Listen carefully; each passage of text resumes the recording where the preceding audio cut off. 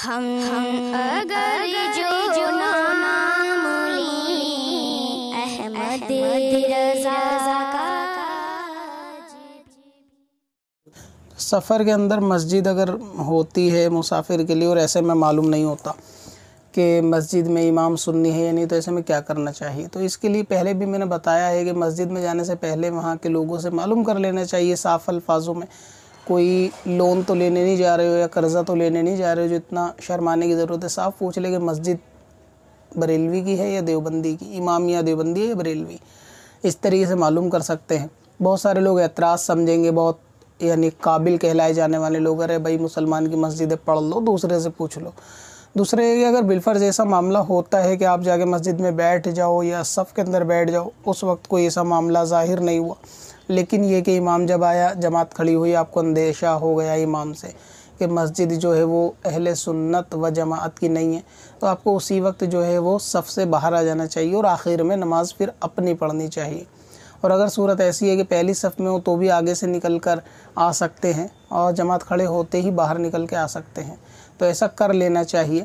और अगर निकलने का ही मामला ना हो, फितने का खौफ भी ना हो, तो ऐसे सूरत में आप अपनी नमाज सफ़ के बीच में खड़े होकर पढ़ सकते हैं, बशर्ते ये कि अगर बाद में लोग पूछें तो आप उनसे जो है वो अपनी बात की दलील रख सकें, तो अपनी नमाज जो है ना पढ़ी जा सकती है। ऐसा तजुर्बा हो जाता है, तो एक दो बार मेरे साथ भी हुआ है कि सफ़र के अंदर मस्जिद में पहली सफ़ में मस्जिद का मालूम नहीं चला, बैठने के बाद जब मालूम चला तो मस्जिद वो है वो किसी बातिल फ़िरके की थी और उन्हीं के इमाम था। तो सफ़ में से क्योंकि नमाजी की तादाद जो है वो मगरिब का वक्त था, तो कसीर दिन निकलना बहुत मुश्किल था। पहली सफ़ में खड़े होकर फिर इमाम ने नियत बांधी, वो लोग अपनी पढ़ रहे थे, मैं अपनी पढ़ रहा था।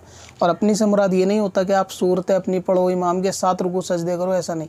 जब आपने अपनी सूरत ख़त्म कर ली, आप रुकू करो, अगरचे इमाम अभी किरत करता हो, आप अपना सजदा करो, अपना सलाम फेरो और बैठ जाओ नमाज से फ्री होकर, उसको अपनी पढ़ना कहते हैं। बाज़ लोग इसके अंदर ये गुंजाइश पैदा करते हैं कि आप सफ़ में फंस जाओ तो फिर अपनी नियत करो, अपनी सूरत पढ़ो और सूरत पढ़ने के बाद इमाम के साथ रुकू सजदे करो। तो ज़ाहिर है कि जब अपनी सूरत आप मुकम्मल कर लोगे तो आपको तो रुकू करना फ़ौरन वाजिब होगा, तो ऐसे में तो खड़े रहना, इंतज़ार करना कि इमाम जो है वो रुकू में जाए, तो इस तरह तो नमाज नहीं होगी।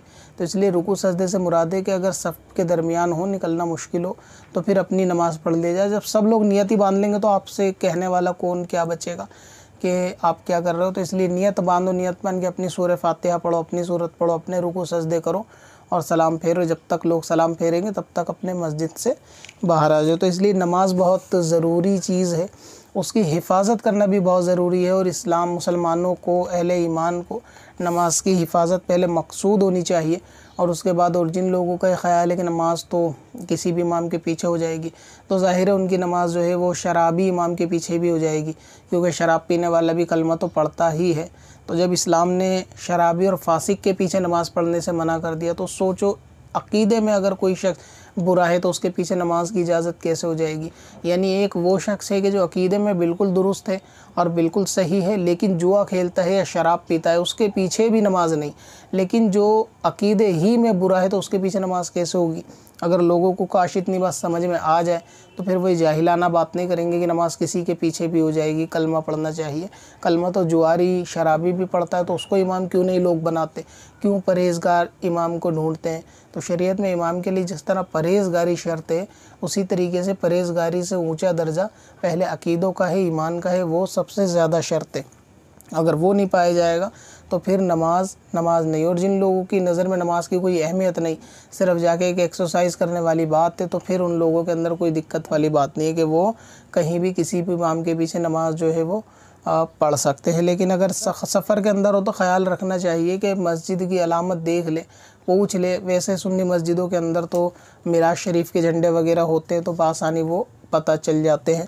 इसी तरीके से सलातो सलाम लिखा होता है, वो पता चल जाता है। वरना मालूम कर ले तो उससे भी अंदेशा जो है वो अंदाज़ा हो जाएगा। और अगर बद मज़हब की होना मालूम हो तो फिर नमाज जो है वो अपनी पढ़े सफ़र में। और बीच में अगर सूरत है वो मैंने बता दी कि अगर जमात खड़े होने के बाद मालूम चले तो क्या करना चाहिए। जिद की दुनिया में तूफान